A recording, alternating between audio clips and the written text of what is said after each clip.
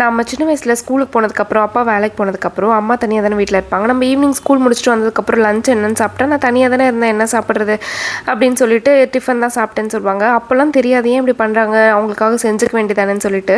இப்போ நம்ம வளர்ந்ததுக்கப்புறம் தனியாக வீட்டில் இருந்ததால் லஞ்ச் குக் பண்ணணும் அப்படின்னு யோசிச்சாலே ரொம்ப சோம்பேறித்தனமாக இருக்குது.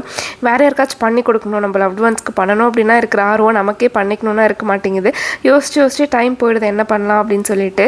அதனால் சரி சப்பாத்தியும் அதுக்கு சைட் டிஷ் வந்து நல்லா ஹெல்த்தியாக பண்ணிக்கலாம் அப்படின்னு சொல்லிட்டு ரைத்தா தான் பண்ணியிருந்தேன். வேறு எதுவும் ஸ்பெஷலாக பண்ணல. அது கூட ஹெல்த்தியாக கொஞ்சம் சென்னாவும் வேக வச்சு சாப்பிட்லான்னு சொல்லிட்டு பார்த்தா அந்த டப்பா ஓப்பனே பண்ணல, சதி பண்ணிடுச்சு. இன்னத்துக்கு யார்கிட்ட போய் கொடுத்து ஓப்பன் பண்ணுறதுன்னு சொல்லிட்டு விட்டுட்டு வெறும் ரைத்தா மட்டும் பண்ணிவிட்டேன்.